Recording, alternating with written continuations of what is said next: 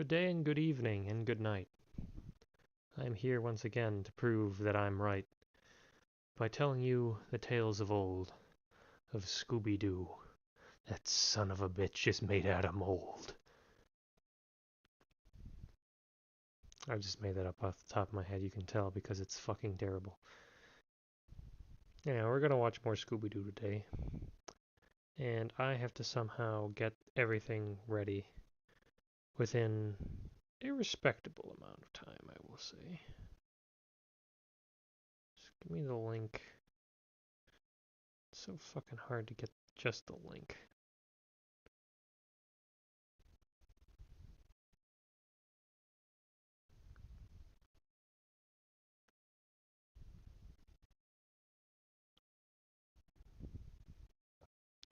Okay, sent out.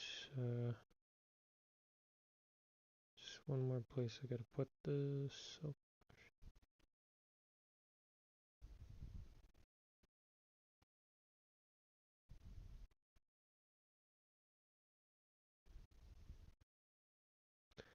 okay. Oh, that's all ready. And you've had time to get Scooby-Doo, Where Are You? Up and loaded. We're watching episode 13, Which is Which? One of my favorite episodes. I don't know why, aside from the silly lesbian moment. That'd be a good reason, I would say, though. Anyhow, without further ado, let's just get this started. Let's get this over with. Alright, 3, 2, 1. I think we'll do 9 episodes today, just to finish out season 1.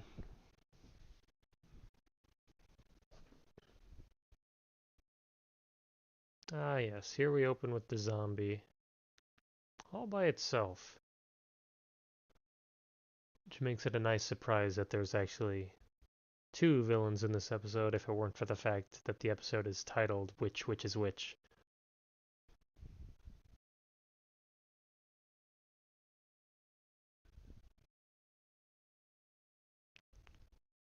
Thank you, Laugh Track. This is the first time I've noticed its obtrusiveness.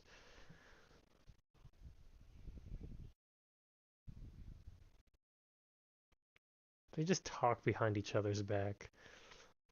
Hey Velma, have you ever noticed how much of a piece of shit Freddy is? Yeah, he sucks major dick. Oh yes, I included this part. This is the episode I made the famous video. Velma isn't the only one that needs glasses because they can't see that this is clearly a zombie. Well, specifically Shaggy. At least he can recognize one on sight.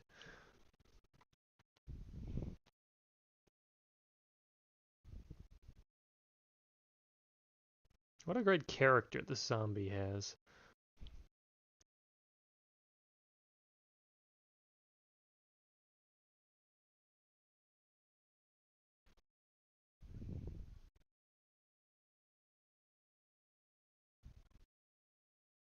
What's that supposed to mean? I was going to say Daphne.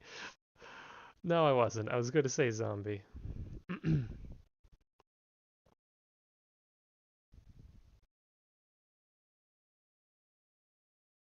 I assume this is somewhere in the south, hence why there is voodoo and swamps. Swamp voodoo is most prevalent in the southern hemisphere. No. Is this fake America? I think it's supposed to be.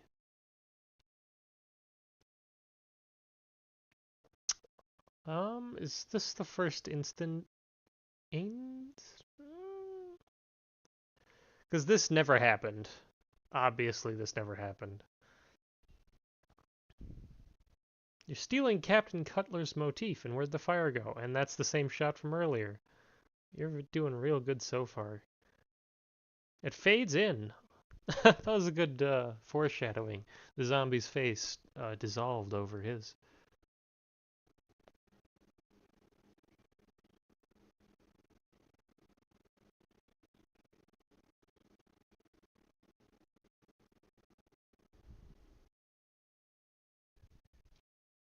Exactly.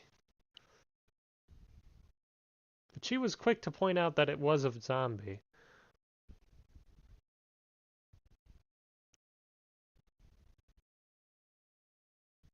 What the fuck is a jumping bean?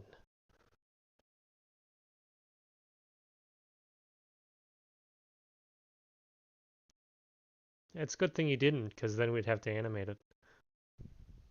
Ow. Ow. At least it wasn't the edge, but still, ow.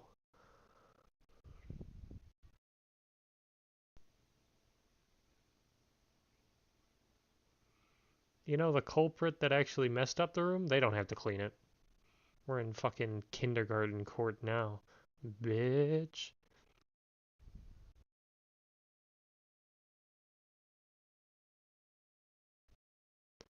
I've noticed they're getting better at acting their characters. Their shadows aren't moving with their movement. It's like Peter Pan. Or laziness.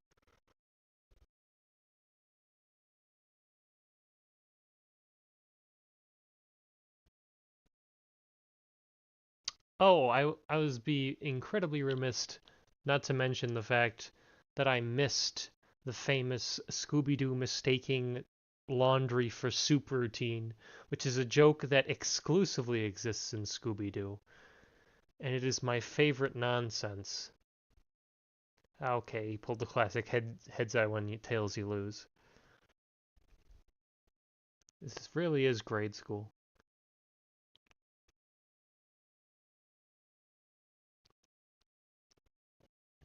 Even the smallest chipmunk casts a long shadow. Remember that next time you go out, I don't know, grinding chipmunks into dust or whatever you do for fun.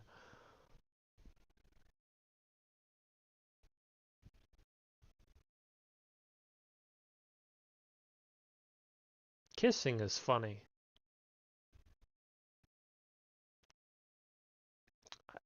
Why did we zoom? Oh, it should have zoomed in when he... A bit sooner, I think. It's fine.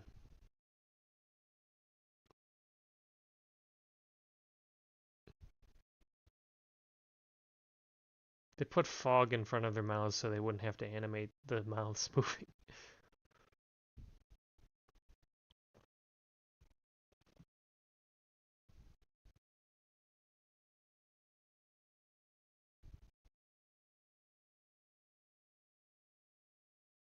What what fucking information would you possibly find in the phone book?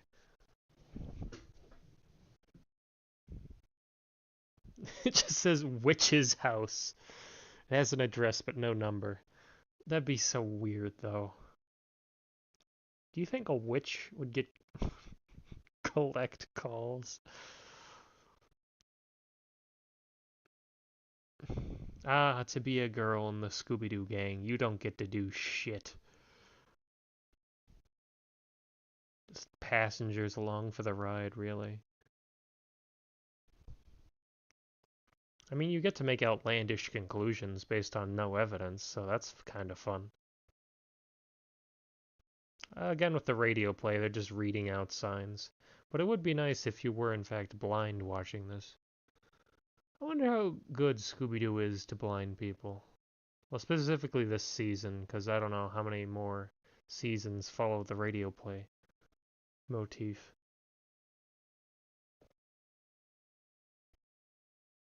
I don't know why, but all these voodoo dolls, except for Shaggy, look like they're wearing their clothes backwards. Maybe it's just Fred's.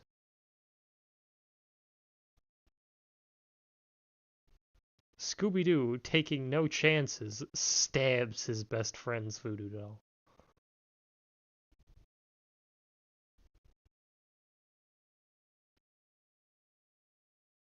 Good laugh. The witch always had a good laugh.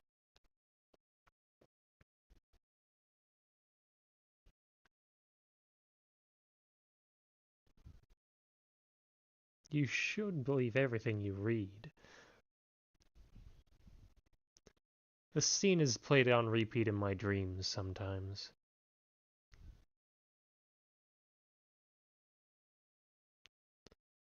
Well, that's just because I take quite a liking to Daphne. It's the product of being a redhead, I suppose. Fred was frozen mid-animation there.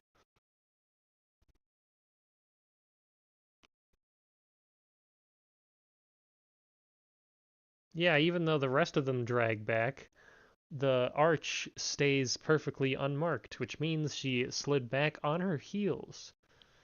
Quite strange when you'd think you'd slide down on your, the balls of your feet. Wait, even then, that doesn't make any the angle didn't make sense there. I think it opens sideways, but I could just be misremembering.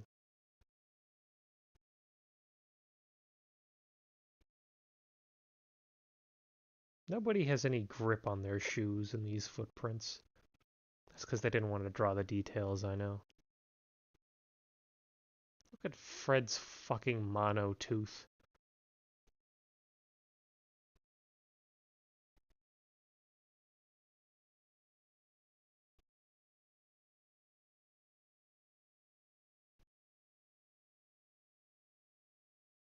It must be stainless steel, because it ain't rusted at all. I like the different locations we get to in this episode. It's not, even though it does take place in the swamp, which is one step away from the most boring location in the world, the woods. We go to several locations. Zeb Perkins' shack, the witch's shack, and finally here at the old riverboat, which is an interesting location in and of itself. We need to not have it take place all in one location, or else it gets kind of boring. And even if it's one house, it'll be a mansion. Oh god, the pair of shoes in the box, a whole bunch of other shit attached to it. Like, what was the zombie doing in there? Why was he in the deck box? Catching some sleep, maybe. Is that the midpoint twist? Oh, the midpoint twist was sort of that they uncovered the riverboat. Not there was a pair of shoes in the box attached to a zombie. I like this bluff. Are they playing fucking 3-card poker? Nope, there it is. Aces and sevens? You misplaced an easy opportunity. Wait, that was the same hand that was in Phoenix Wright, right? Yeah, he had aces and sevens. I don't remember who or what fucking hand that was, but that was an Apollo Justice, I should specify. Interesting. Although I think he had 2 aces and 3 sevens. That doesn't matter. Oh, hold on, we're getting to the scene.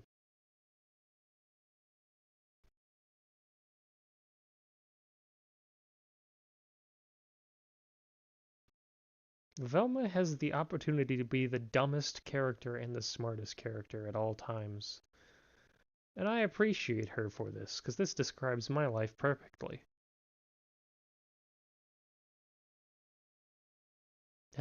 All that for a pun. A ghost. It's not a sheet, it's a ghost. It sure does, Velma.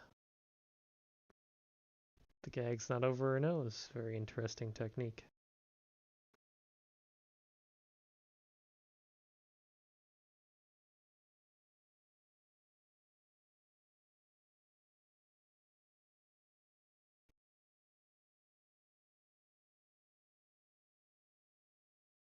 Which winch is which?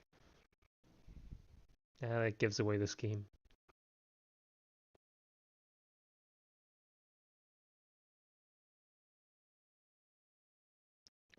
What?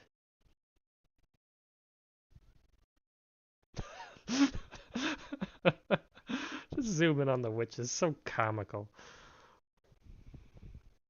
Daphne is the fastest to run away because she doesn't want to fucking deal with this shit again.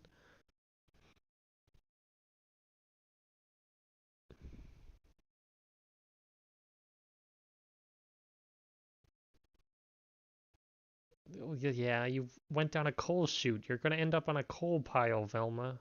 Use your fucking brain.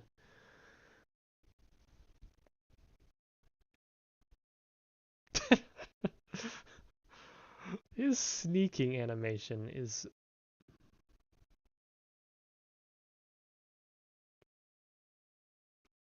The zombie and the witch are very funny characters. Because the zombie does very silly things. Like sneak up on people.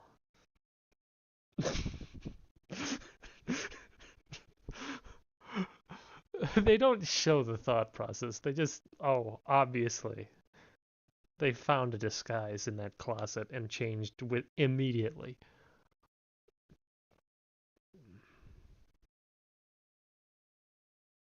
That's the largest ass I've ever seen. It extends out at a 90-degree angle. How much fun do you think Scooby-Doo villains have acting as these stupid fucking creatures? Like, do you think Zeb Perkins really practiced his witch castle? And does Zeke actually enjoy acting like a big buffoon? I would. I feel like that's half the fun of pulling off these ridiculous schemes is you get to dress up in cosplay as a goddamn zombie. Oh, that worked.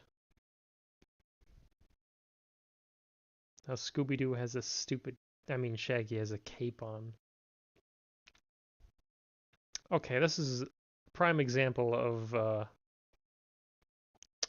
where I would edit this scene to go on forever with them just constantly running back and forth.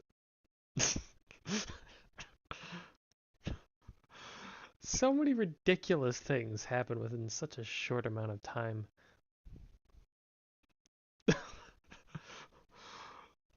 It's so good. It's a funny as shit episode. I don't think the witch or the zombie is particularly scary, but they are very, very silly people.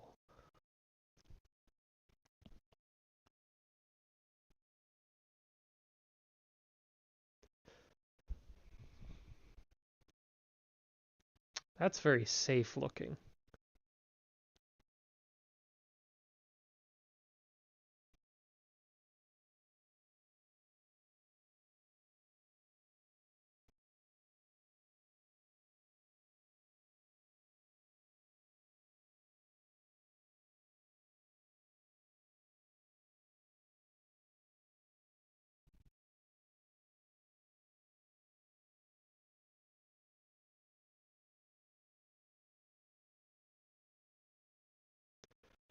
They do get helped a fair amount by coincidence. Scooby-Doo's collar's miscolored there. Bank company. What? They managed to haul that shit in on their own? Well, they are resourceful.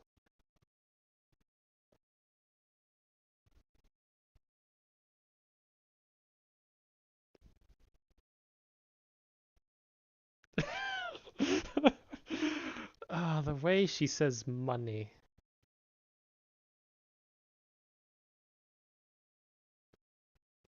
They couldn't at least cut out holes for them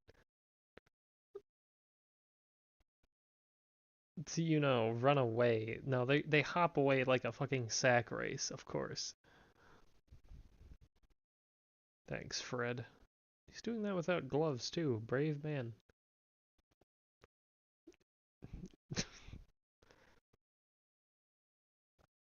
I like this plan. It involves everyone.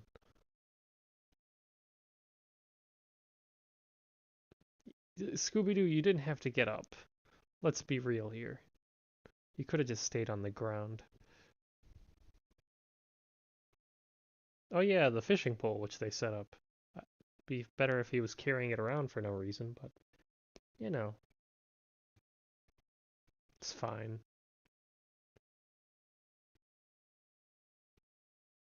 Yeah.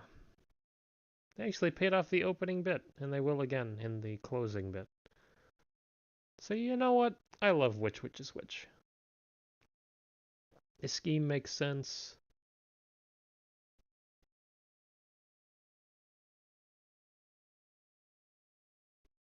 Yeah, he says the correct order.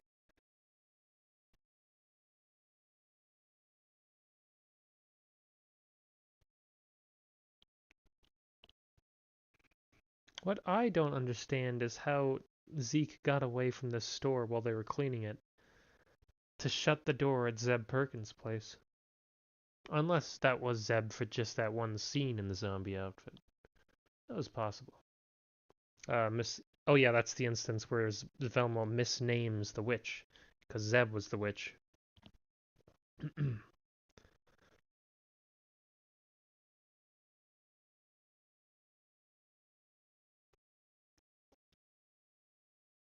That's right. They're going to hell. Merry Christmas.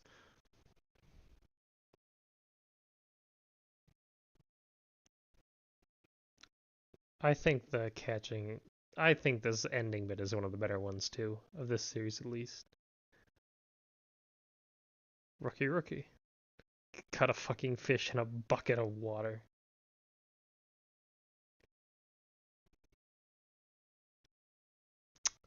What a great episode. That's probably the funniest one. I can't think of. Well, I mean, some of them are kind of funny. It's just the fact that are a bit ridiculous. Alright. That's enough of episode 13. We're on to episode 14, in which I fuck up the order of people's order. Because my episode 14 is Spooky Space Kook, but I think that's actually episode 15.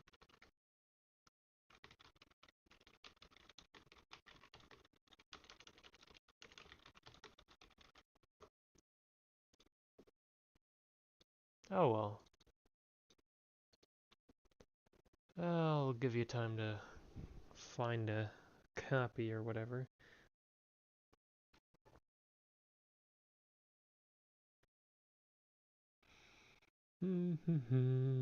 Spooky Space Kook, one of my favorite episodes as well. Yeah, they really found their footing as the season progressed. A lot of the earlier efforts, I mean, they front loaded it, then there was a bit of a lull, but now they're back to producing bangers, so I'm fine with this.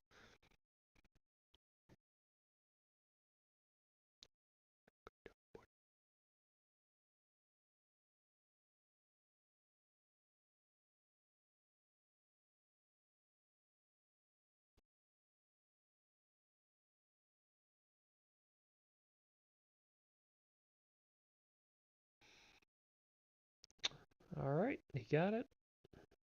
Well, good.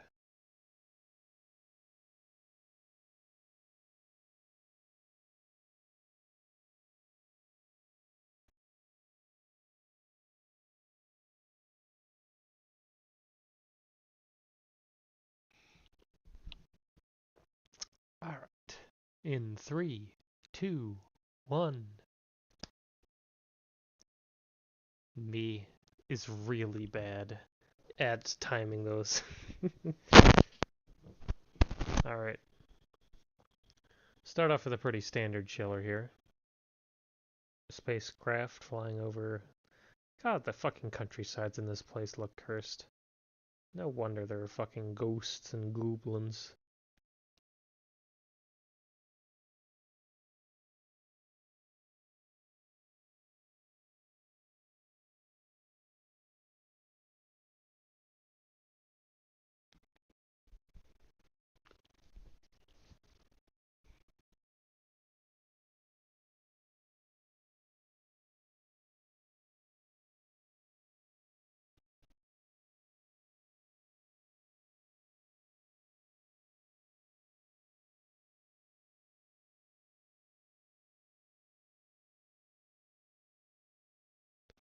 Fred, you should have had proper warning for running out of gas.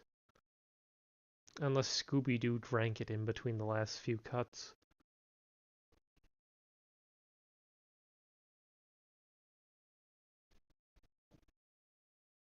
Now we have this ornery character. what we might like to call the red herring.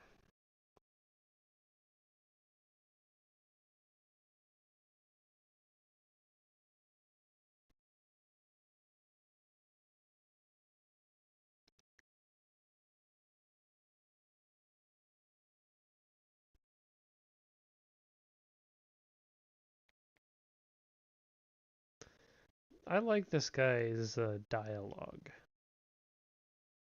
He seems like a real fucking cantankerous motherfucker.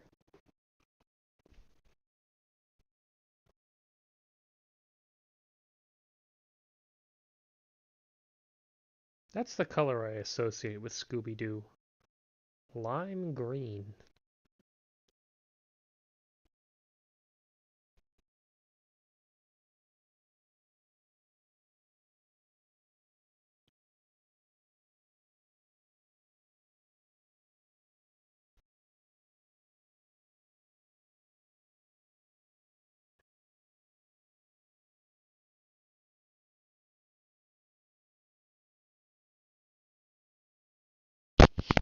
Yeah, they try to keep a light tone here because of how scary the rest of the episode is by cutting to this meaningless tripe.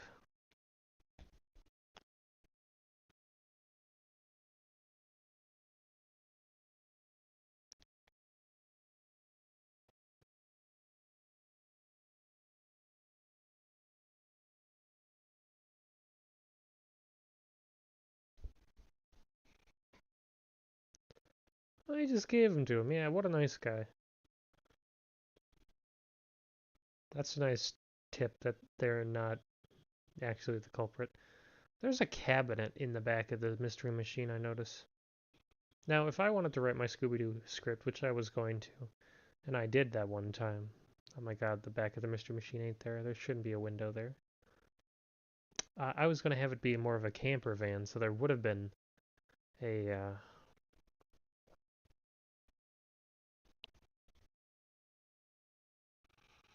cabinet on that side along with a stove and a fridge and other stuff like that, which would make sense because they're traveling all over the fucking place. You think these fuckers have a house? Nah.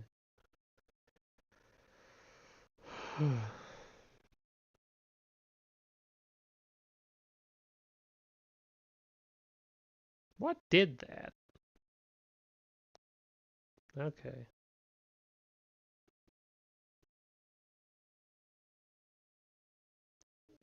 Oh god, yeah, the sus Fred face.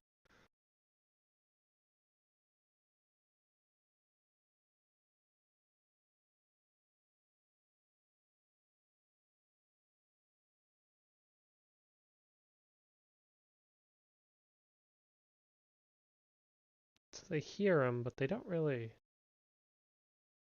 Did the rest of the gang hear that? Did anyone hear that? Am I losing my mind?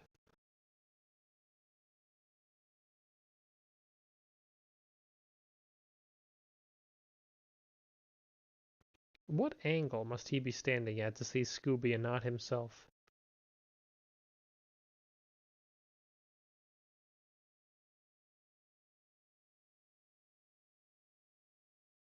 How did that even work?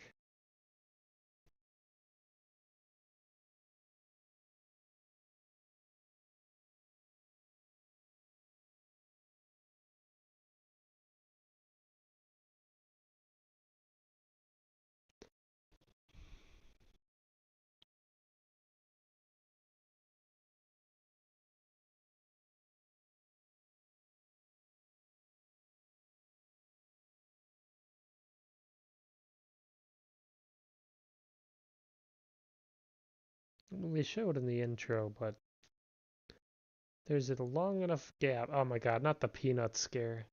Peanut scare is one of my favorite stupid things that happens.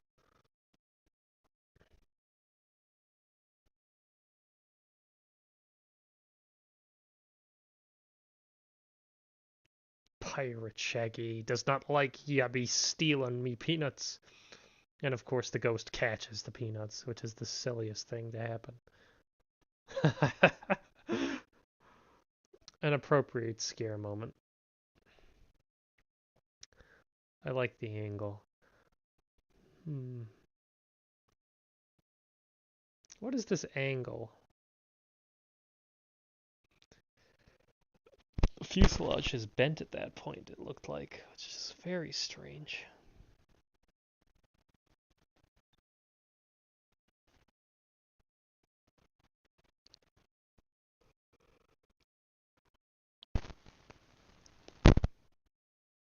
Yeah, he's just standing there. What was that sound effect?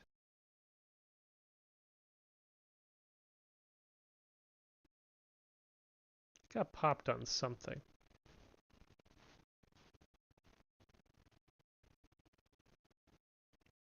I guess so. I mean, you only flew in a fucking straight line.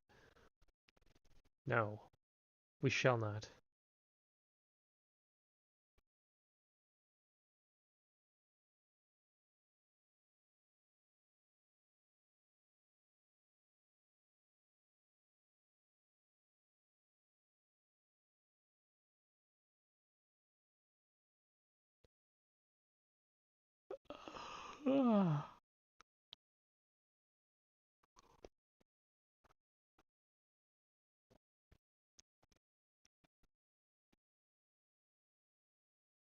I like this episode too, so there's not much I can say.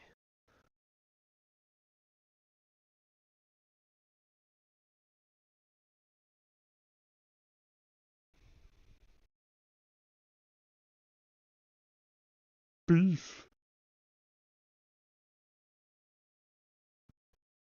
I feel like I miscounted my episodes somewhere. Ah, yes, the parachute jump scare, which comes out of nowhere. Oh my god, the ghost to ghost to ghost freak out. I love it. Where? Ghost, where? Ghost, where? Ghost! Ah! Fucking hell. Imagine writing that. Magnificent.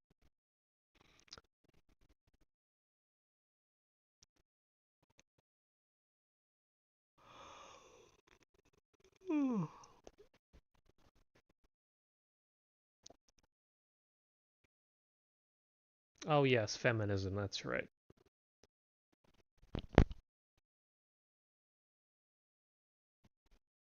What? No, he wouldn't have. Fred isn't scary. Well, Larry, maybe.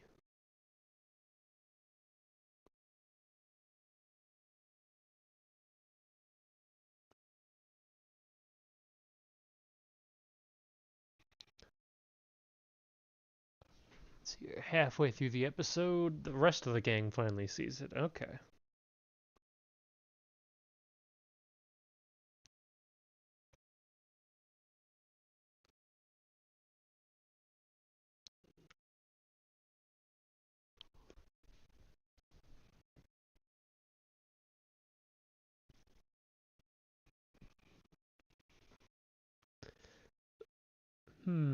So they've never been in the army.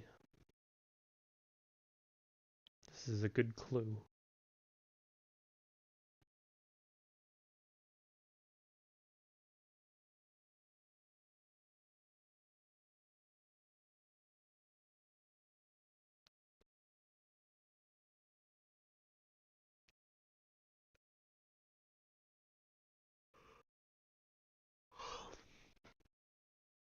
I don't know how the bones are staying together. Just eats a cold turkey and a cold ham.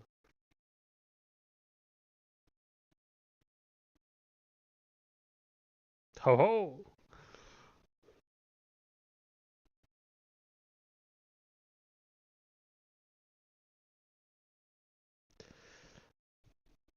I like how the joke turns into a clue. I think that's rather nice.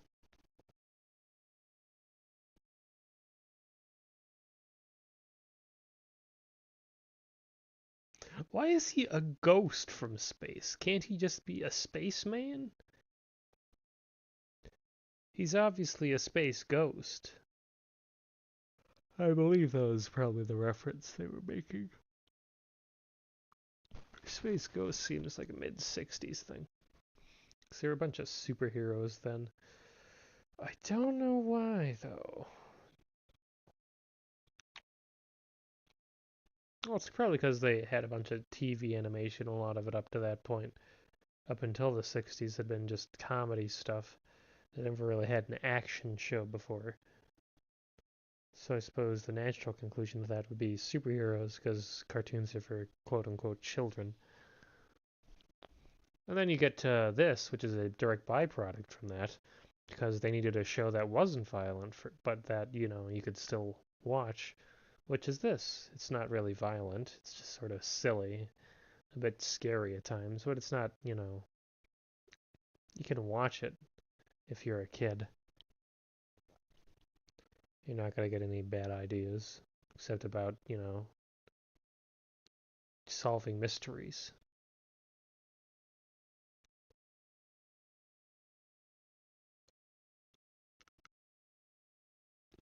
I like how he says that barrel, even though it's right next to him. I feel like you would say this barrel in that case, which is another example. That's my favorite newspaper. They didn't even try to make the rest look like words. That's fine.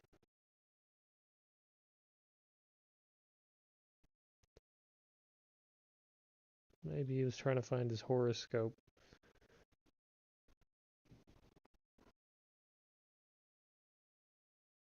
Oh yes, this unnecessary thing they do. I feel like all the funny things are things they don't need to be doing, but they just do. They spin the fucking thing, and then Scooby's gets out. I mean, this is obviously to disguise the fact that they can't animate this. I like the way he shushes them. He shakes his head back and forth. He's just at the end of the fucking alley. Holy shit. I feel like I talk more if I can't hear my own voice talking. Oh yes, my favorite bit of all time, the stupid key bit. Okay, so they lock themselves in their room. In this room. They barricade the door, they lock the other door. Alright, fine. Oh, the door opens the other way. Oh shit. Now they gotta escape. They lock the door. Unfortunately, he threw the key out the window. So what do you do in this situation? Well, the solution should be fairly obvious. You get the key by jumping out the window, grabbing the key, jumping back inside, and unlocking the door to get outside again.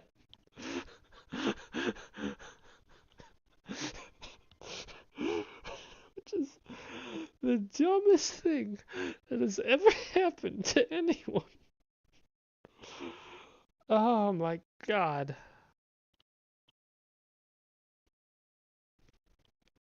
Could it be our two missing friends? No. Where did he get that torch? And by torch, I mean torch, not British torch. Fucking space kook is all over the fucking place.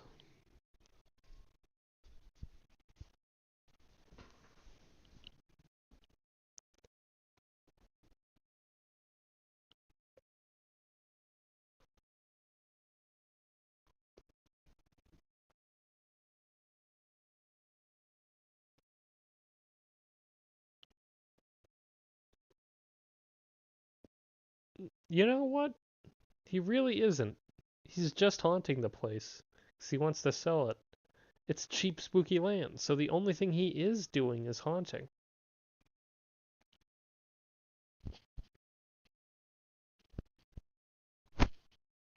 As we all know, the gasoline runs through the tires.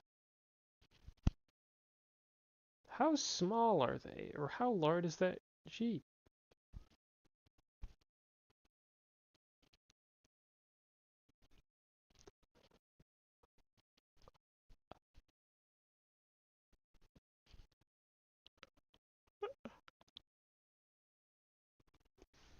Uh-oh. And then like a million show up. I feel like the numbers didn't add up. They might not have.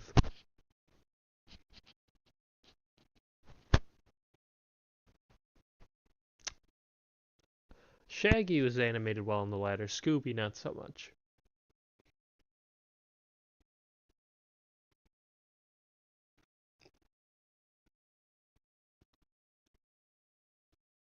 Wow.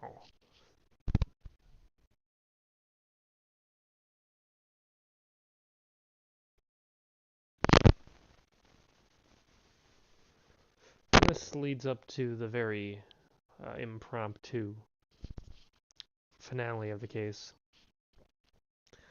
The multiple space kooks doesn't really pay off that much. There's just sort of a lot of them for one scene.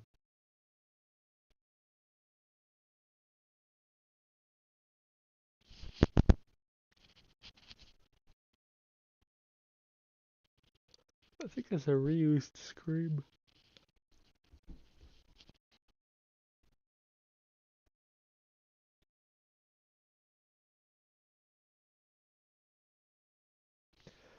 Did they not even attempt to barricade the place? I feel like that would have taken no time at all.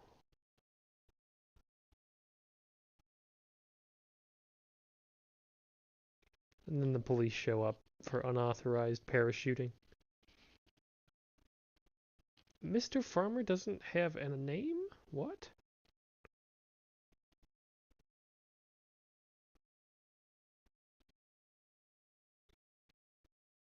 Thanks, Velma, for stealing Daphne's lines.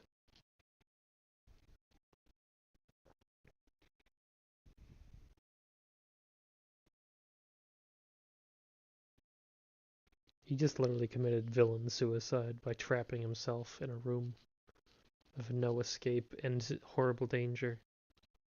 Henry Bascom. A fucking guy we've never seen. Of course he was wearing rubber boots to make those tracks. Holy shit. There's like no mystery here. He's just a fucker in a suit. He has the most basic bitch motivation of them all.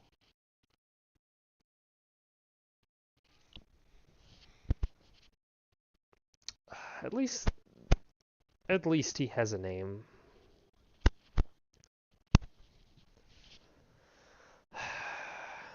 This is a good episode, but the motive always.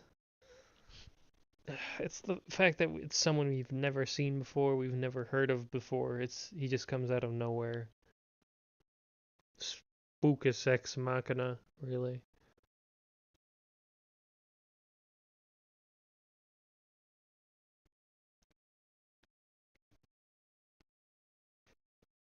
Aha! With his silly ass animation.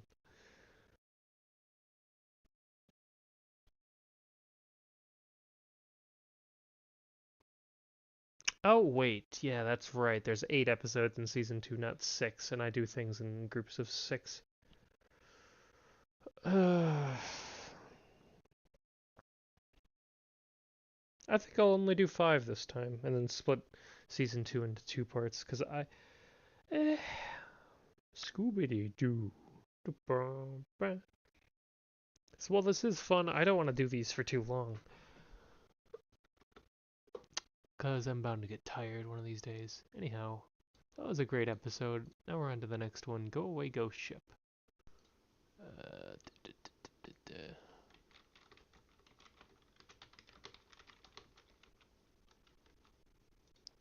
That's probably an exclamation point and a comma there.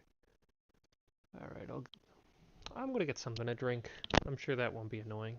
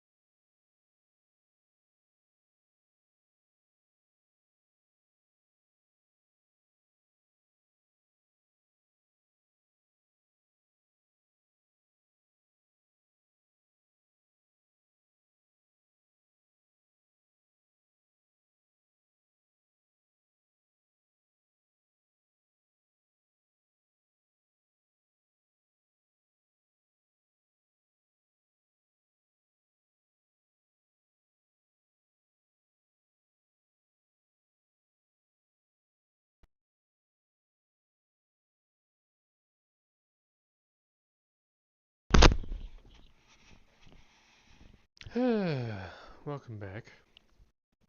Me. I normally would have cut to the BRB, but yeah, I'm just giving you time to get your own copy. Of course, if you're not watching this live, which I'd say most people in humanity aren't. I think I'm the only one actually, but whatever. You could just pause and find your own copy. But in the other case, you can just skip ahead, so no harm, no foul.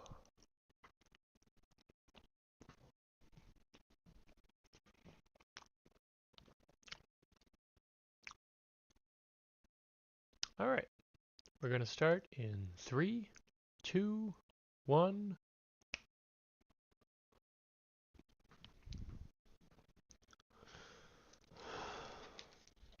What this one as the intro for some reason. Keep that in mind when you're finding your copy. This is the first one since the first episode to have the intro on it.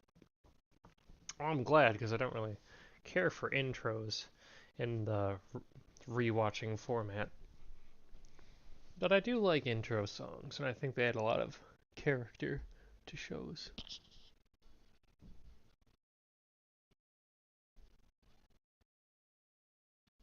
Hmm.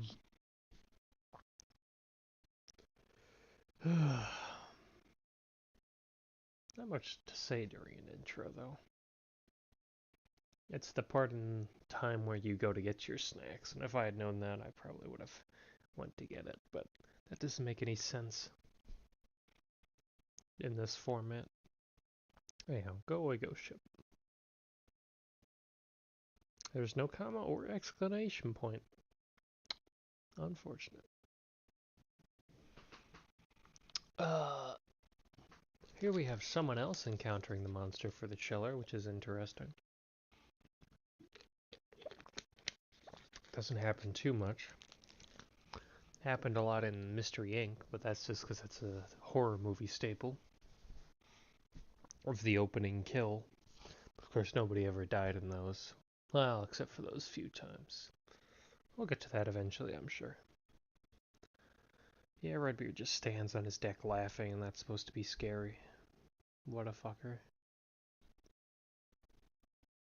Ghost Guard. Ah. Oh yeah, they're drinking pink drink again. I sure do like to drink pink drink. I wonder if it's bimbo juice. That's what I would assume, because they're all so stupid all the time.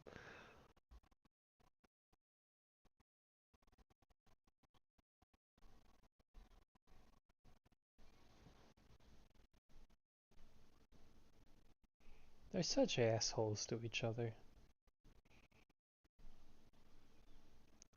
I can't be the only one with the theory that Shaggy is thin because Scooby keeps eating all his food.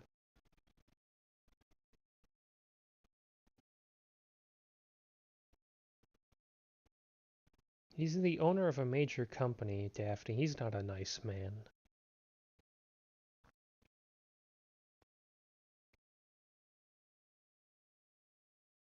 They go to the guy right away.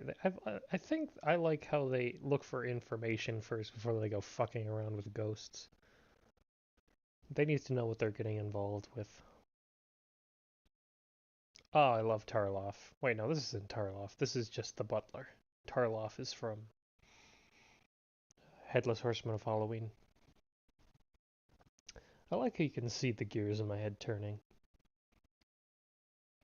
If you were here to see them.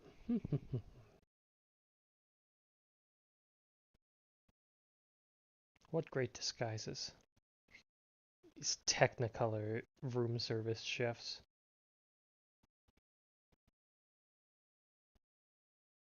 Don't judge, butler man.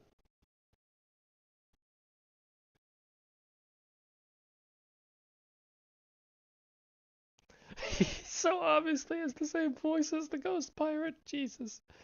Thank you, John Stevenson. He's the one who voices most of the Scooby-Doo villains. I love his voice.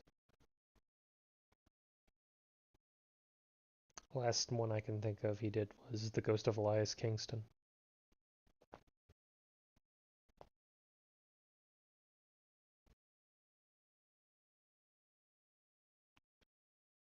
Yep, nothing.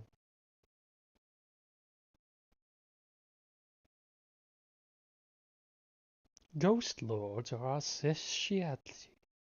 Good English, Marin. You're looking at something else on your phone, I can just tell.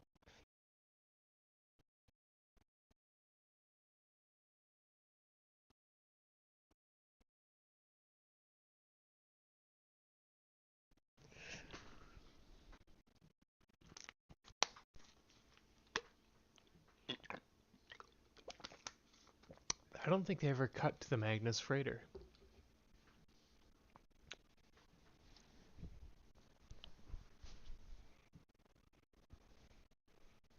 Yeah, I feel like when you're hunting cryptids or monsters, you have to go to people who know when or why they appear, so you can actually, find them and not just stumble upon them, which is an interesting detail in this. I'm thinking about making rules of the subject, but I feel like rules are meant to be broken. Because I do like episodes that break the rules that I would set up.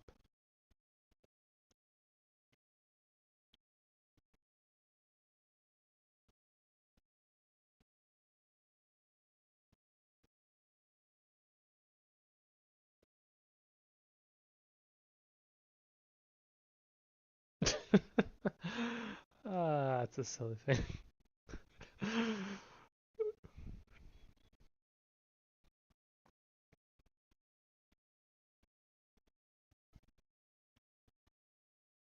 Sync. This sequence is a wonderful part of the episode. This is a very good stretch I've decided to do. Which is which to that snow ghost is like the best sequence in any show.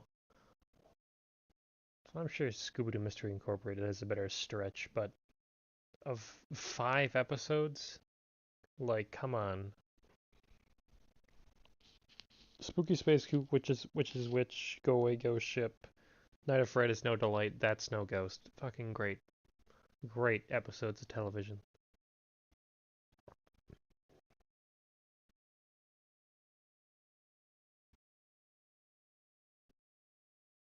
I wonder how many people it takes to sail a ship of that size. Because there's only 3 villains.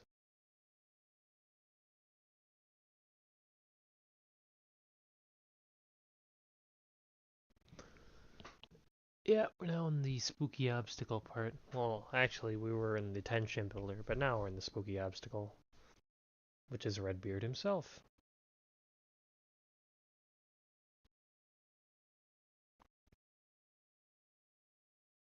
I wonder on the villain power scale, like, if you were making a boss, like you're playing Night of 100 Frights, and Redbeard is boss in that one, like, who would you pick? Because there were a million space kooks in that game.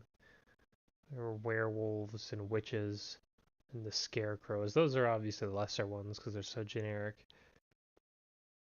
But like the green ghosts, the black knights, Redbeard, they were fucking final boss, or they were boss fights. And obviously the main boss. But I wonder how you would decide that.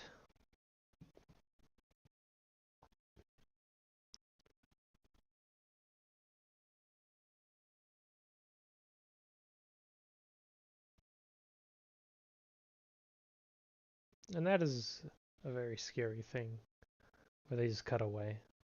I've often thought about that, how you can get away from chases by just cutting away to the other gang doing something important. I would laugh.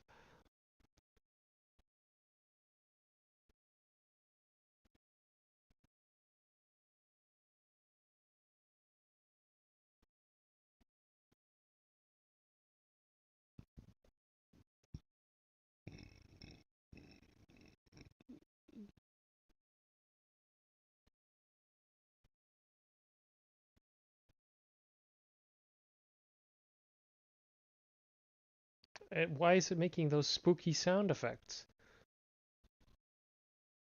Who did that?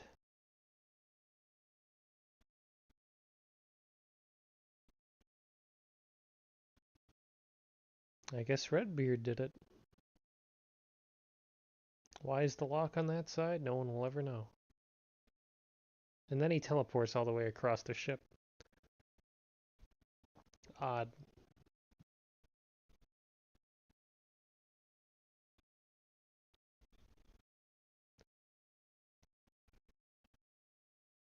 Because obviously some of them are more tend to try to murder them.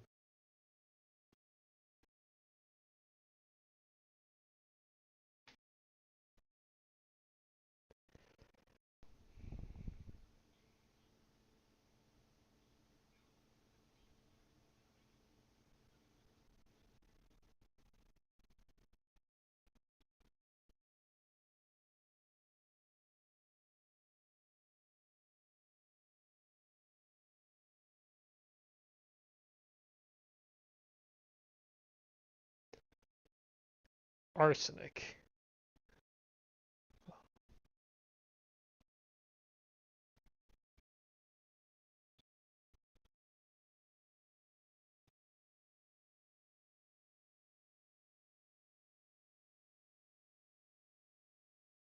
Some scenes don't really need much information or explanation.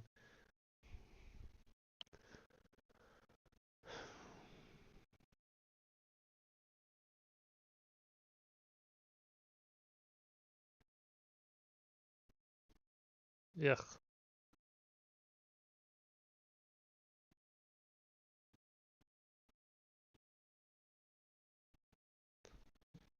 Oh my god, imagine how many bubbles you'd need to do this.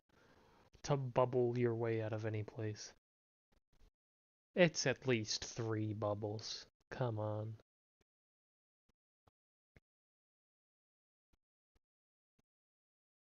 I like this. Turning clues into jokes. It makes sense. And jokes and things that turned out to be clues being jokes is pretty cool.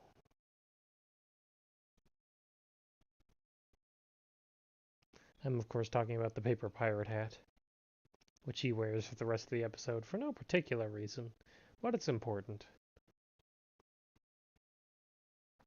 They, like, poorly animated the fucking hat on top of that reused animation, too.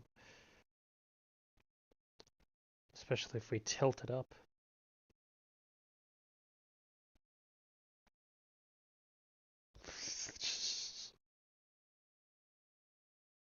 Oh god, trying to rank these is going to be like picking favorite children.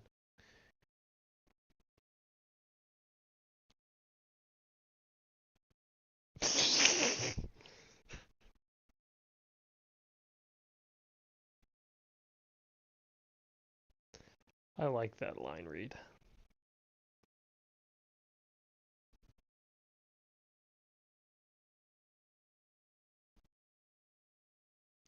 Daphne's lipstick has been removed. Oh, it's back. I don't know, where do you think they hang out? The ghost dimension? Oh, this doesn't make sense.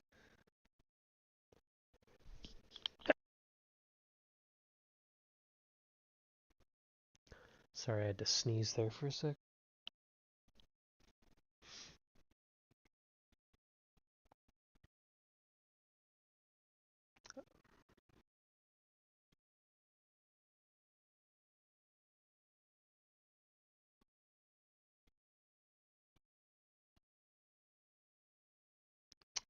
Note how Daphne could be extending her arms more, but she's keeping them together like a good girl. She knows. Fred doesn't give a fuck. I don't know where they get this shit.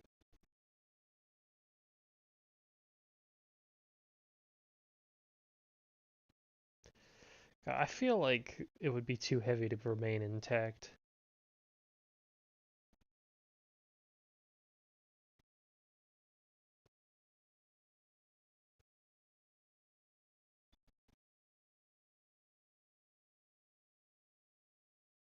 Ah!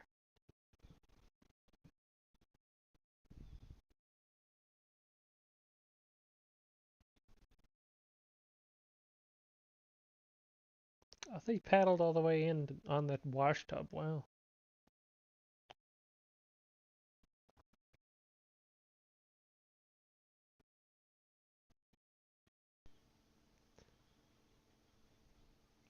That eh.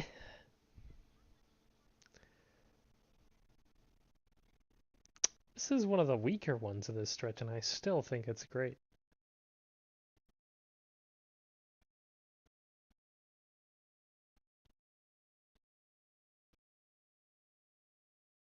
Dun, dun, dun, dun, dun.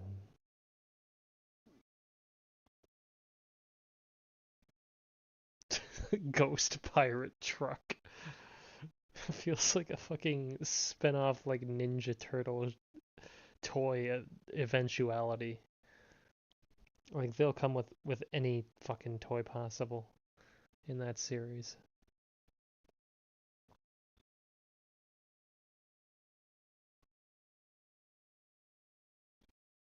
That's not the first time Velma has said that. That's a long ass neck. It's obviously a spring on that thing.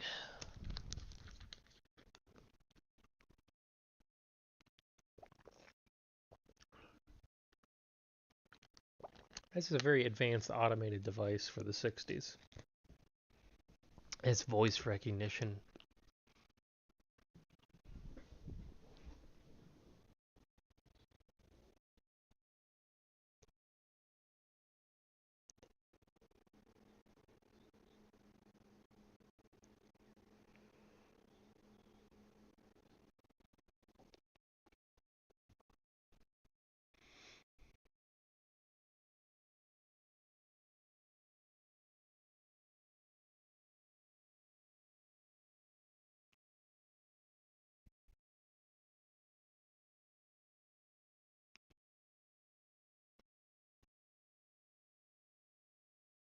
Why do I feel like Daphne is the third fastest? Velma's the slowest and Fred's the second slowest. I think it was just which is. It's the gay blade. It's here to skewer.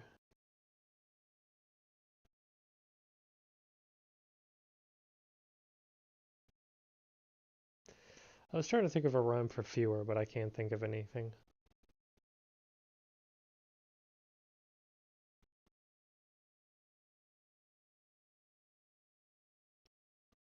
I mean, who makes Scooby snacks was answered multiple times, but I hated every answer. And I think answering that question is fucking terrible.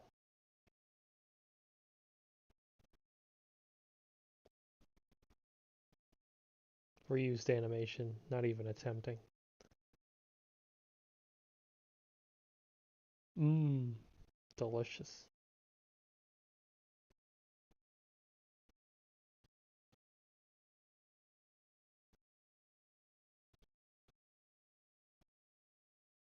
Mmm, delicious. Let's just drink whatever fucking is in here. Animation discretion shot.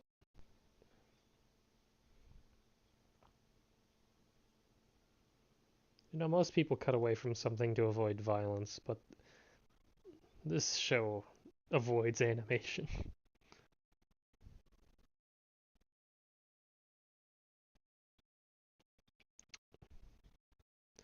They just use this room to have as much random shit in here as possible.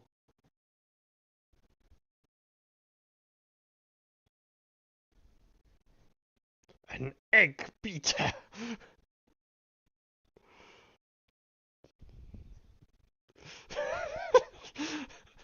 Fucking Redbeard jobs out to a fucking egg beater. God, the automatic pogo stick. They just call shit the wrong name. I guess that's what it is. The fucking automatic pogo stick.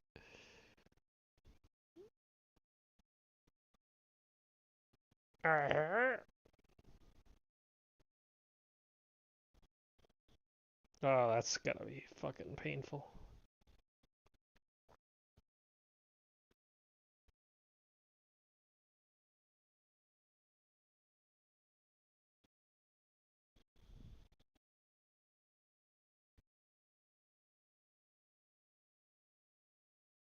I feel like they don't even capture a lot of these people. They just end up tied up through their own fucking measures. It's like any fanfic involving me.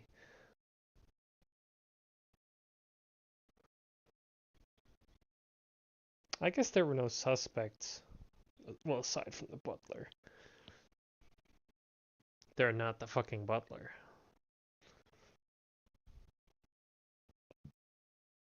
They don't even bother unmasking them. They could be like the President of the United States. And who operated that sword, by the way? What is that? They just wanted to do a bunch of bits, alright? They don't want to explain them.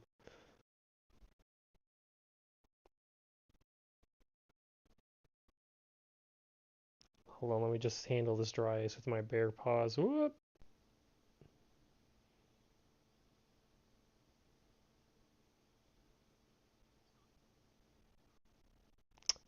That is pretty silly.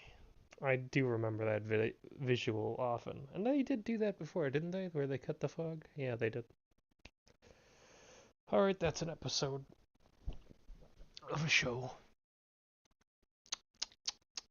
Night of Fright is no delight. Already? Wow. I feel like I haven't done that many episodes, but I guess I have.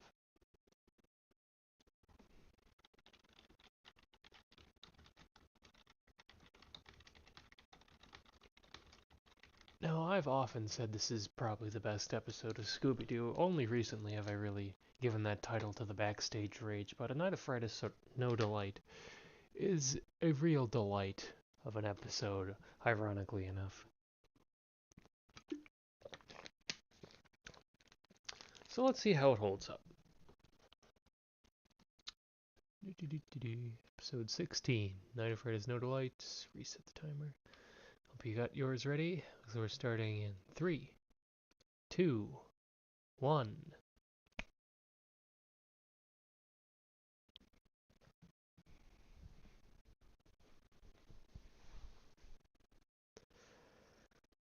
First of all, this mansion is preposterous. And it takes them far too long to get up to the fucking dock.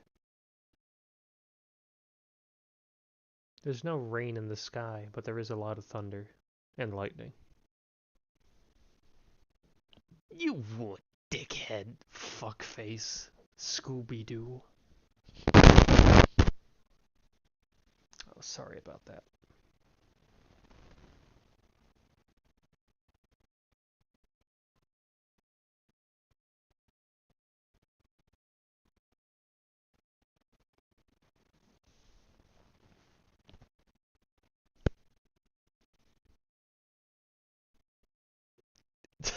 Very mysterious backstory about Scooby-Doo saving some racist colonel from the Confederacy. No, he probably wasn't from the Confederacy. Well, how old is Sanders? 60s to 80s at least. So that would have been...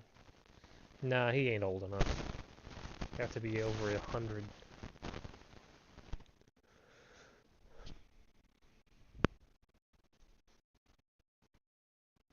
They at least try to make it seem like a creepy place to be, which it is.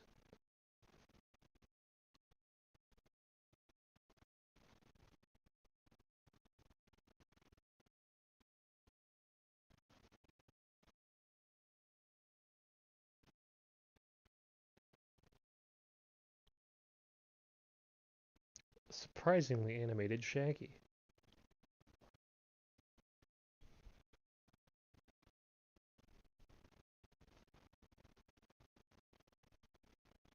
Lucky for us, the audience.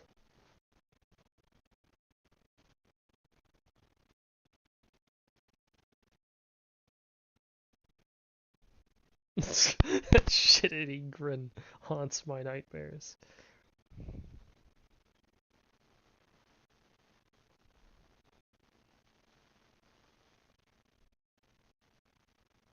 Who gets the house?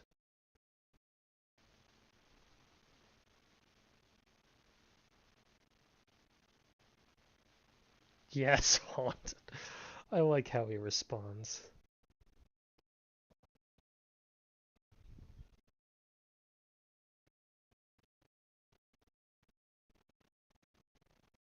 What a dick.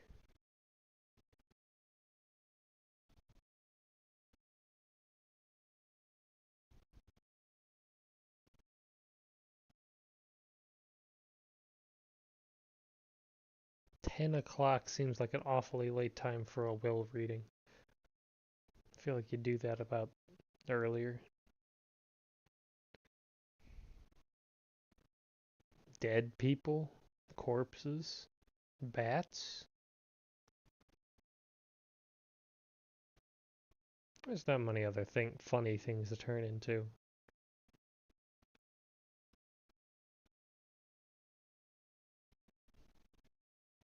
The fishbowl was empty in that shot, just a FYI.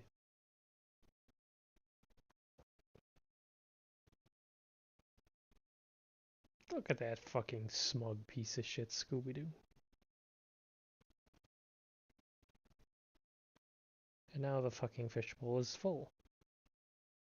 God, that's fish. Fish is number one on the final boss power scaling.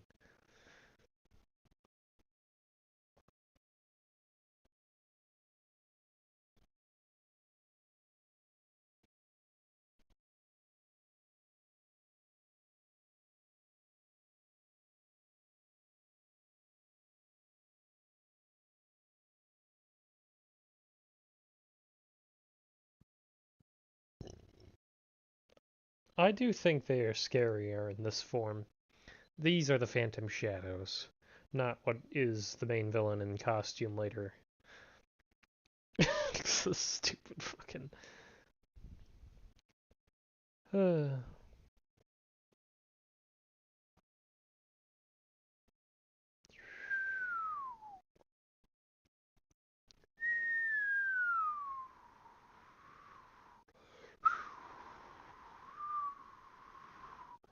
I like how I can't go that low on my whistling.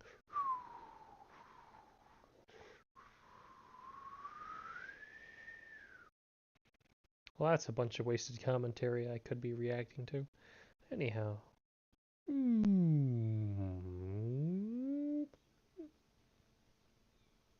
Slide whistle.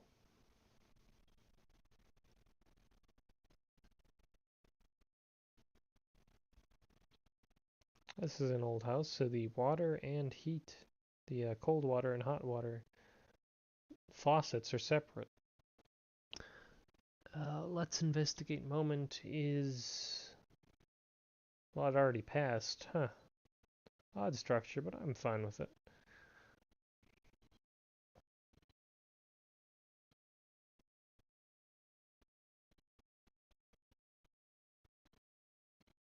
Poor nephew normal. Oh, wait, no, that's cousin simple. Wait, who are these people? I think that was cousin simple. Yeah, it was. There's nephew normal and sweet cousin Mel died.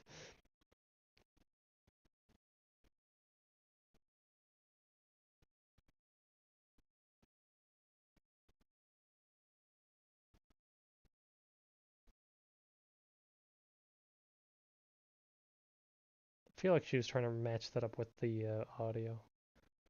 Also, that Phantom does not believe in lowercase letters. That motherfucker is wearing pink. What a bastard. No, it doesn't. You lying whores.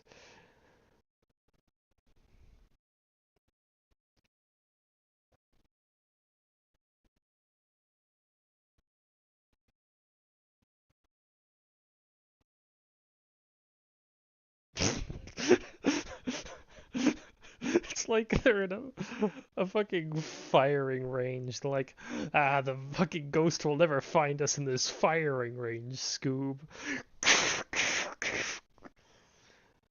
And then they're just dead. Poor Velma. She had to get separated along with Shaggy and Scooby so they'd actually do something.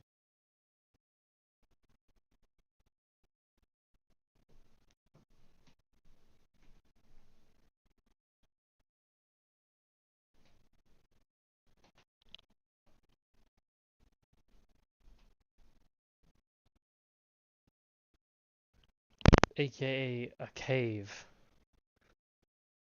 Secret cave, sure. But it's not a secret passage.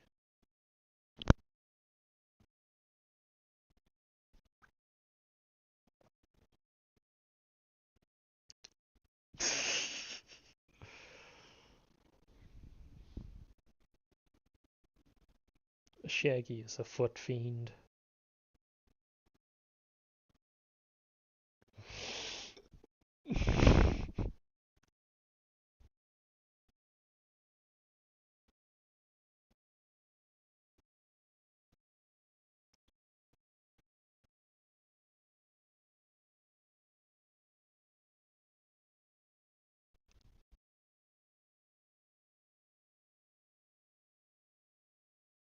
I never liked the chicken joke. I feel like they make it far too often.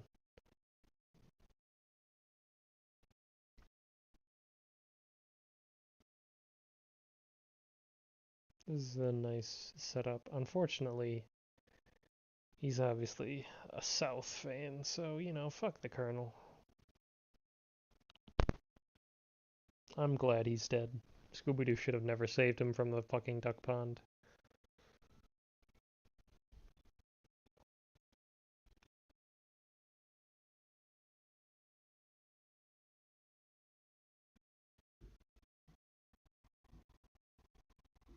This goes on too long.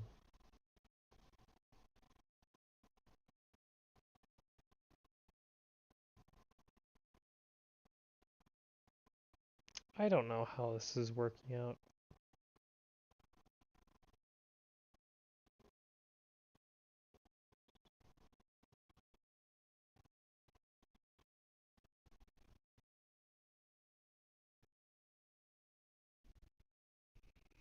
Hmm.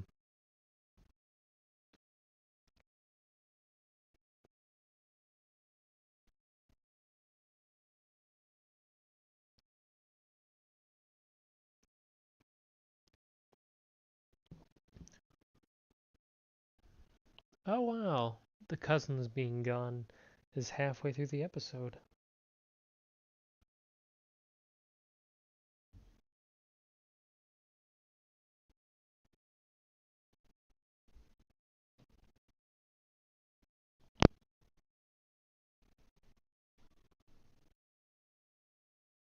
What a night for a title drop.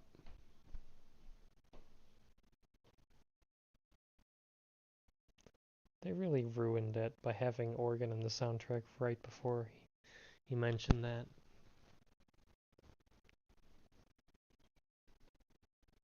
Jesus, right there. That's a fucking audience jump scare. Get out of here.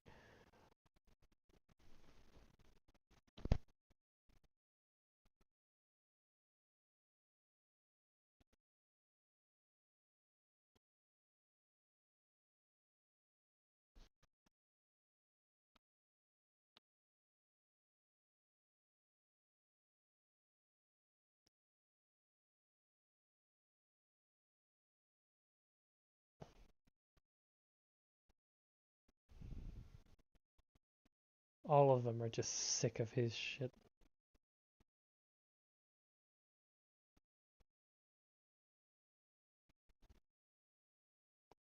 Yeah, fucking Colonel Sanders is an asshole. Why would he build this room in his fucking mansion? The crush people who play the organ room.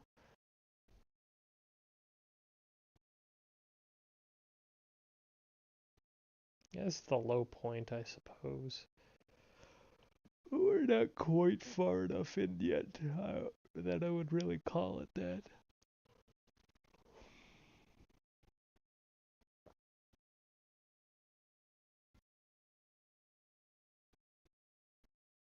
I always get stuck on Act 3. I've decided to switch it up and change acts into 1 to 4 instead of 1 to 3, because Act 2 would be twice as long then. So Act 3 in this structure is always the one that fucks me up, because Acts 1 and 2 and 4 are often pretty easy to nail down, but Act 3 seems to be where a bunch of shit happens.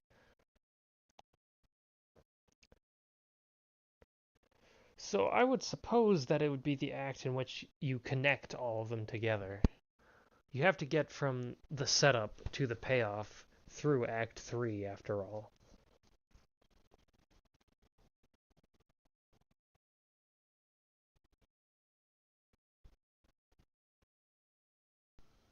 I like how the Phantom Shadows have two different voices.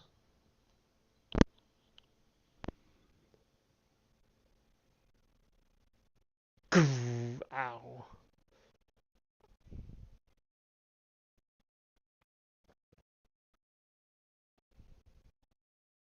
I like how they're able to pull things out of hammer space.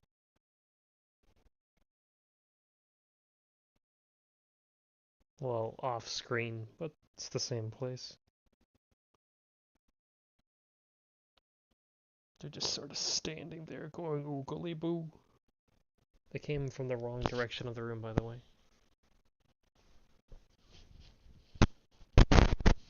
Oh, sorry, that's my blanket that it keeps doing that. I lift it up to my chin.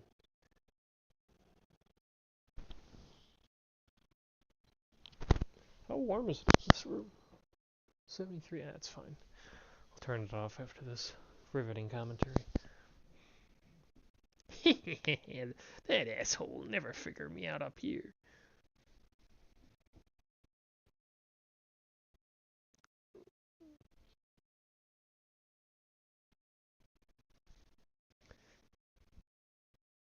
Wow, they feel like 2 floors.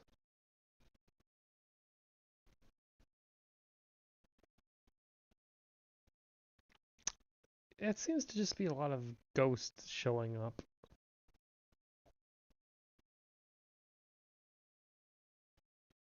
His eyes are red, you blind weirdo. Could be red-green colorblind. In which case, why does he wear red and green? Well, he could think they're just whatever the fuck colors people with red-green color blindness need them as. Anyhow, I don't want to get wrapped up in that. Oh my god, it's for you. He's got a working phone line out here? Who the fuck had to set that up?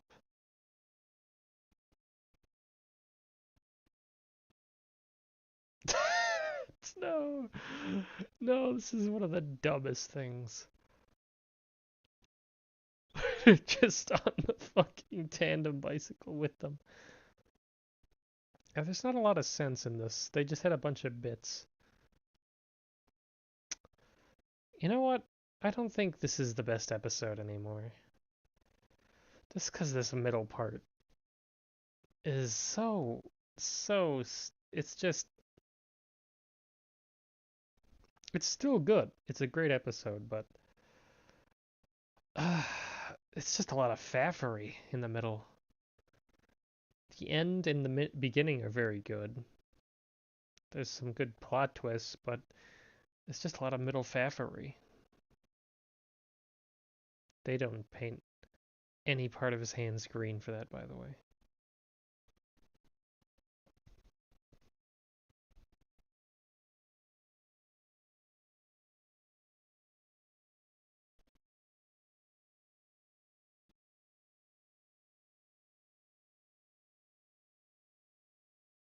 Of course.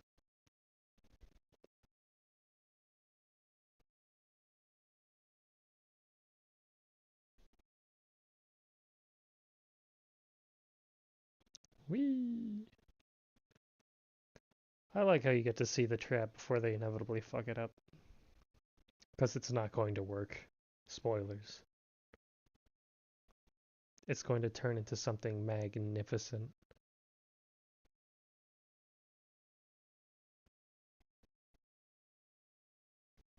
This is what happens when Shaggy and Scooby aren't the bait.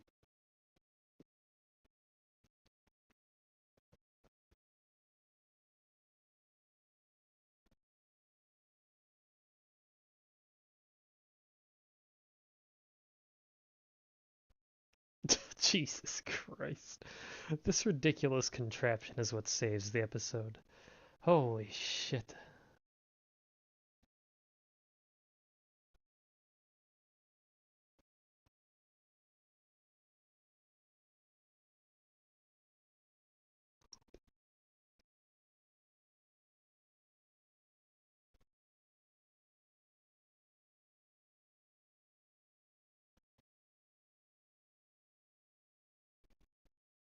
Oh, and they do set up the cave from earlier. No, how nice.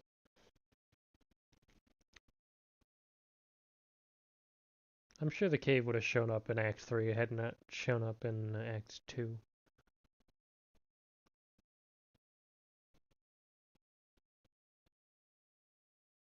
Of course, setting things up earlier is what you really need to do. So your Acts 1 and 2 should influence your Act 4, and 3 is there just to connect the two. Just quite strange.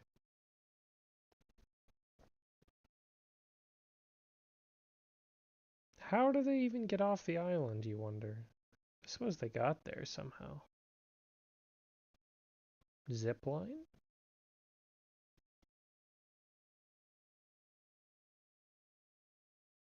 Bah. How?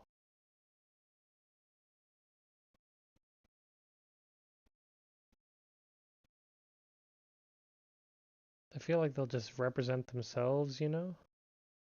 They are lawyers after all. Of course, this is funny.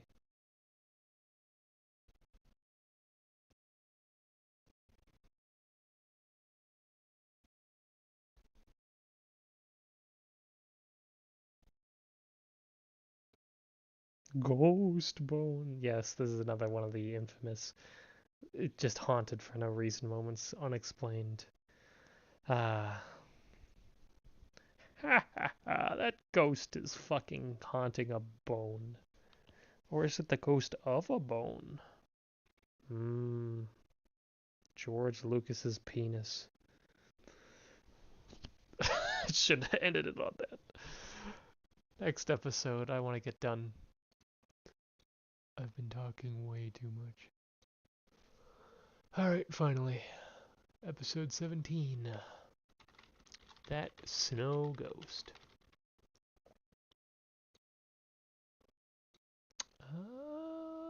I don't know if it's that.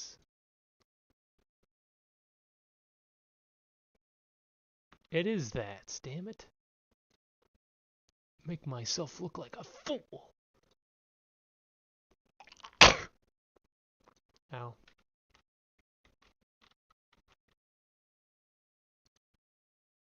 Alright.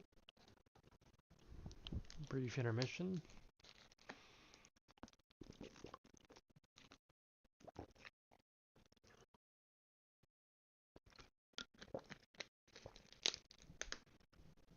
Alright, last one of the night. It's gonna be about 2 hours anyways. I wonder why it's about the same. Whatever. In 3, 2, 1.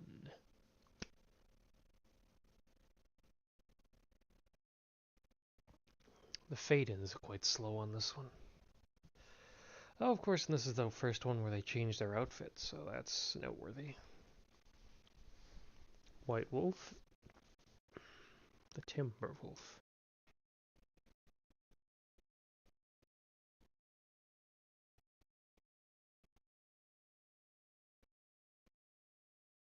Simple but effective chiller. Alright. That does not look like a structurally stable inn. I mean lodge. I mean whatever.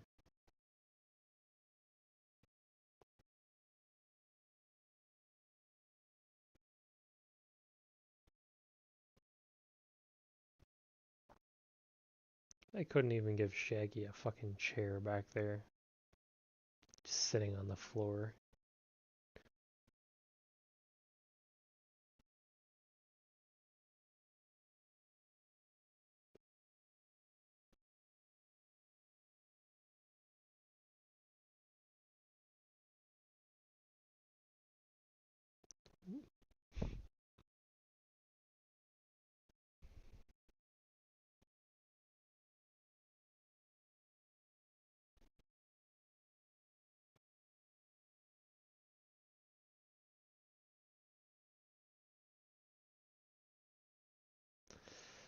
Of course, Mr. Leach.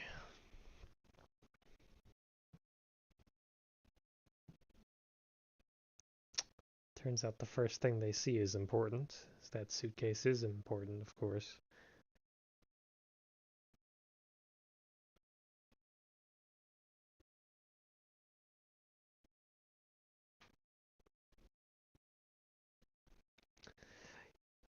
It's like the thing.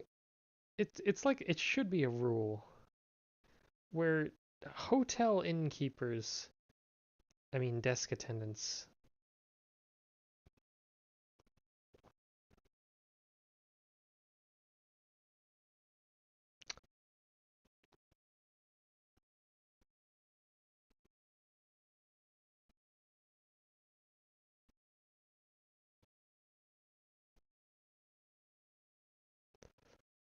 I like how he does this as soon as he gets their, money. It's like, all right, we're gonna get their business first, and then we're gonna tell them about the ghosts. Anyhow, hotel owners, I mean, and desk attendants, and I guess butlers, and people answering the door should always be creepy because they make excellent red herrings. Except this guy isn't a red herring in this case, but whatever.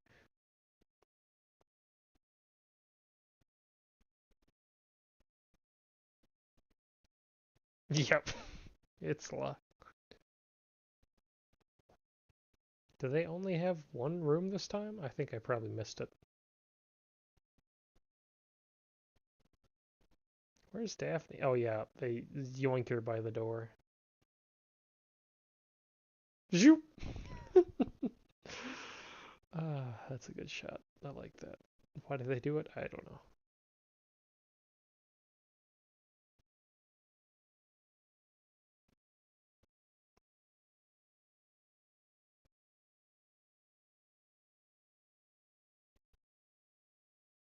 Setting incident.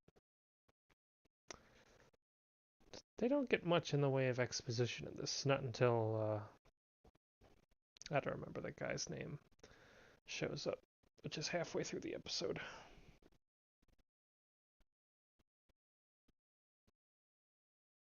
I like how they can easily follow his trail.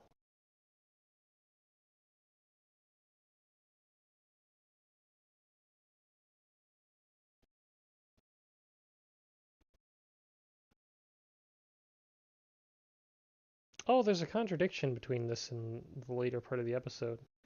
The snow ghost wears skis.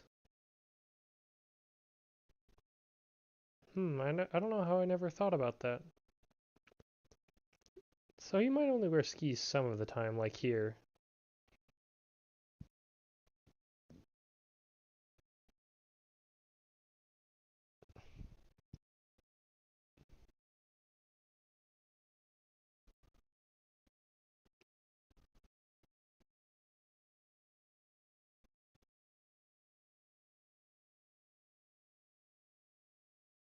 Does he have helium? I don't remember.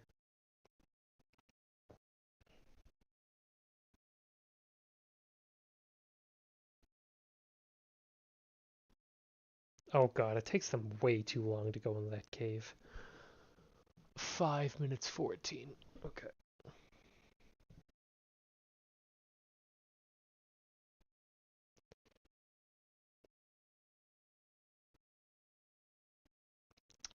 How long do you want to bet this how long this takes to get into that fucking cave?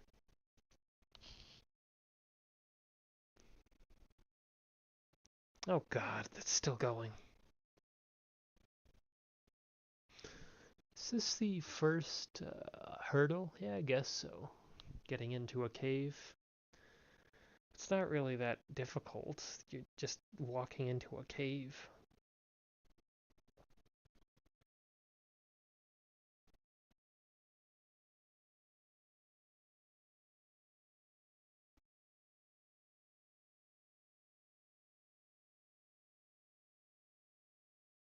Funny. It took a full minute in 3 seconds.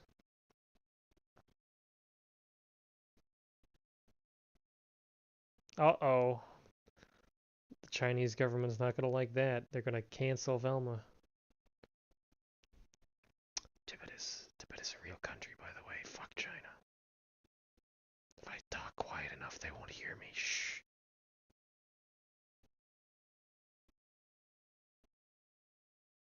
Fulanchi. Huh.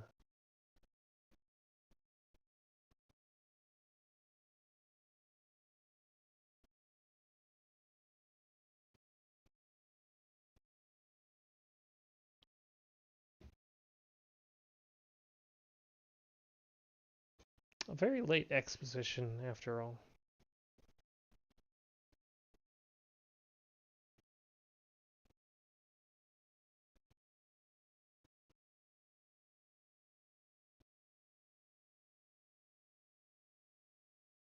Yeti was just real in this universe. Let's just not question this.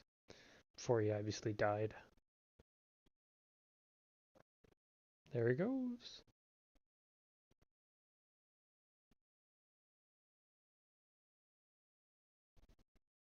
He could have set up a tent.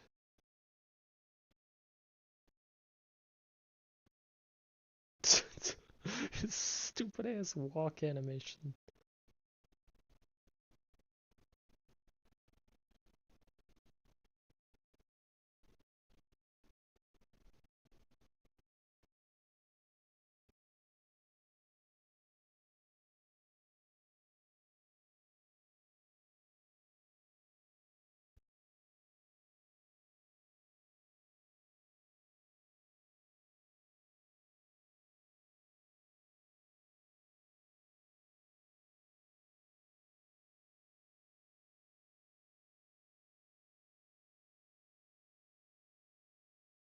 Goddamn Tamandua tongue.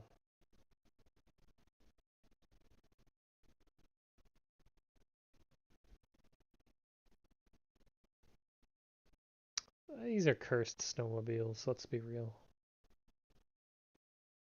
It was the early 60s, so I doubt the craft had been perfected yet.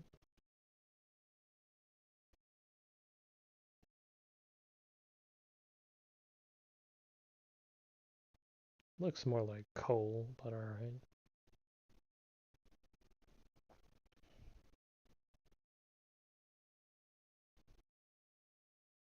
That was a cunty face that Daphne just made. She bit her bottom lip.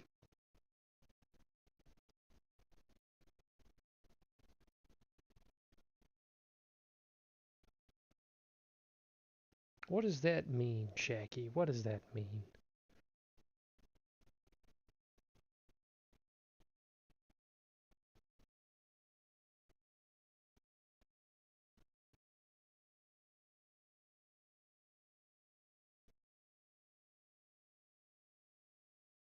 Yeah, he walks up from behind a bunch of boards. What a fucking weirdo.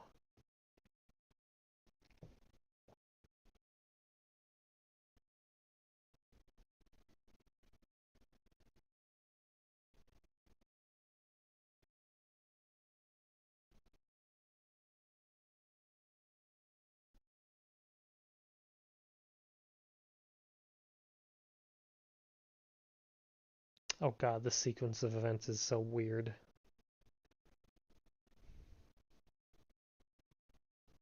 Obviously this... Oh, Velma kidnapped.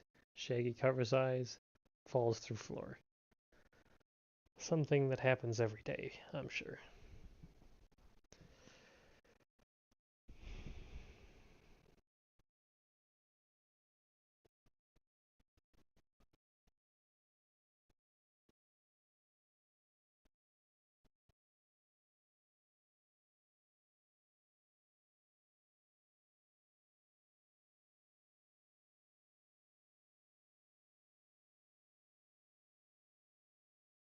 Oh yes, this is one of the more blatant attempts to murder the protagonists.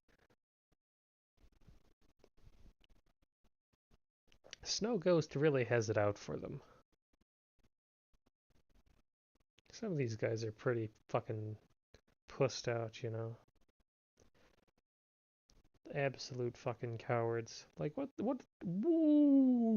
do the fucking Phantom Shadows even do? They didn't try to kill them. They got more luck getting them with the fucking walls closing in, which they didn't even do.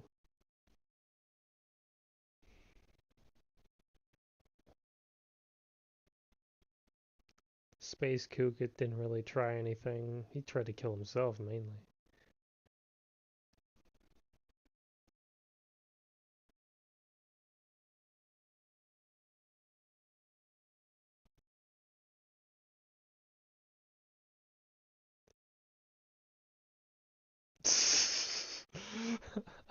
I like his thinking. I'm fucking sick of chasing after these assholes. Dynamite.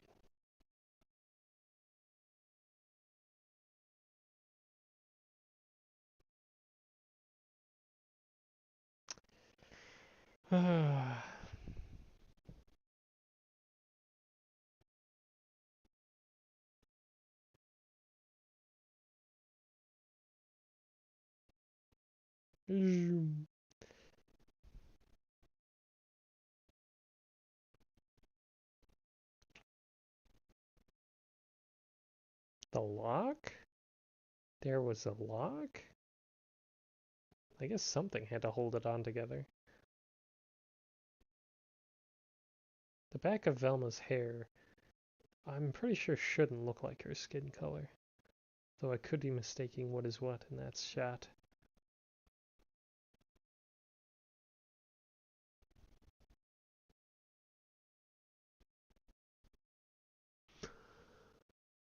$13 in, huh?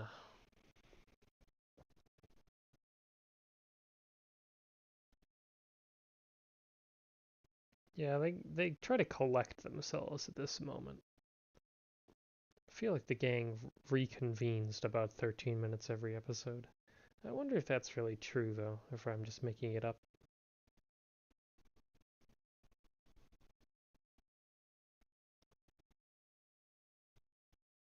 Because they do have to get together for the finale, so obviously one of the things of bridging them like that is dividing them or conjoining them at around that point anyways. Quick, hide under this bucket. Just way too short.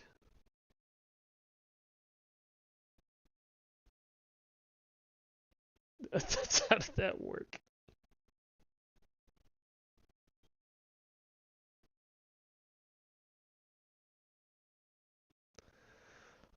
He's not very scary anymore now, is he? I mean, he tried to throw him dynamite or whatever, but now he's just a fucking an oogly boogly monster.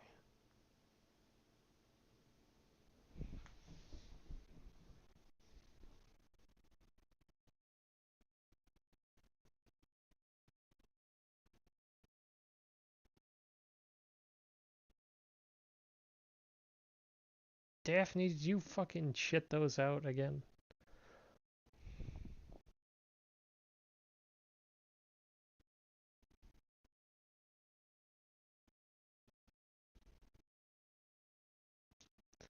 Yeah, diamond jewel smuggling, sort of weird fucking plot, but whatever.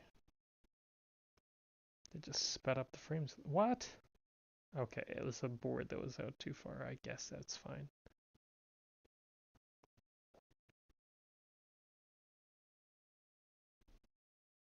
Okay, now he's doing that trick, so now he's wearing skis. Maybe he wasn't earlier.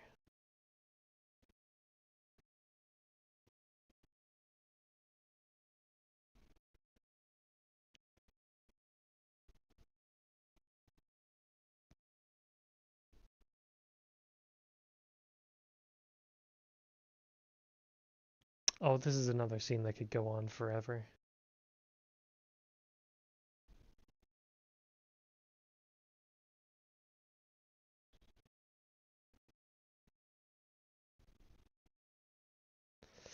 Yeah, I could make that an infinite loop so easily. It would be so annoying, but I could do it.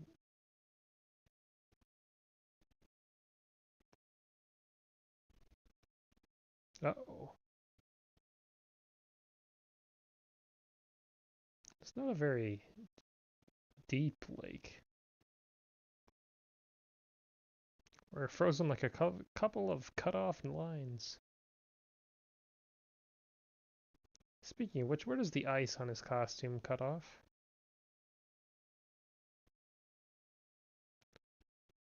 Oh my god, so many fucking wacky things happen back to back.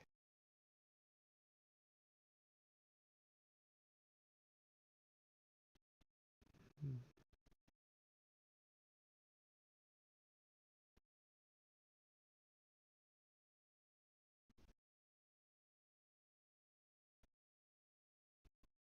What are we gonna do?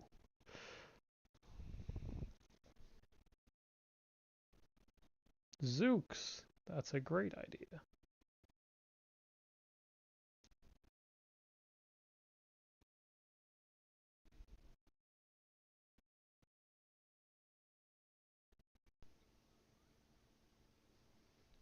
Fine and simple plan.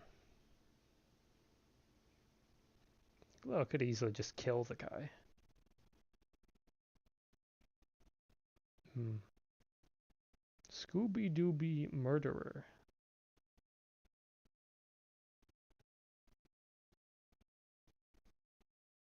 Oh, of course, that's where my background for my baseball is from. And of course, the ice freezes mid throw. What a silly show. Zooks. It's like, oh shit, am I really gonna do this? I really like to. Oh, well, whatever. Oh, fuck. Get off my fucking hands, you asshole. Get the fuck out. Fuck. God, fuck it. I really wonder what they think at times like this. They get belted in the head with a fucking snowball.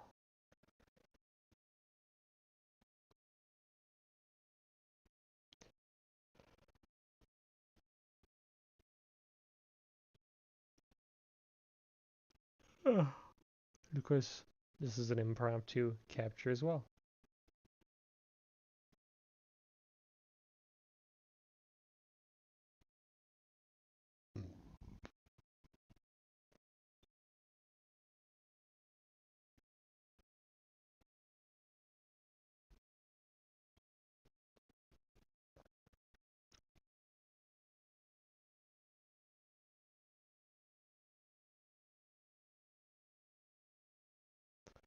Yeah, I guess. More complicated villain scheme than usual, which is appreciated.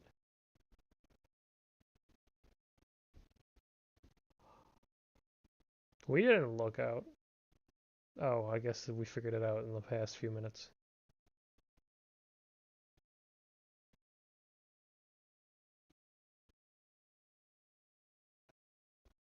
So I guess he just walked over the countryside then, or else he wouldn't leave those footprints.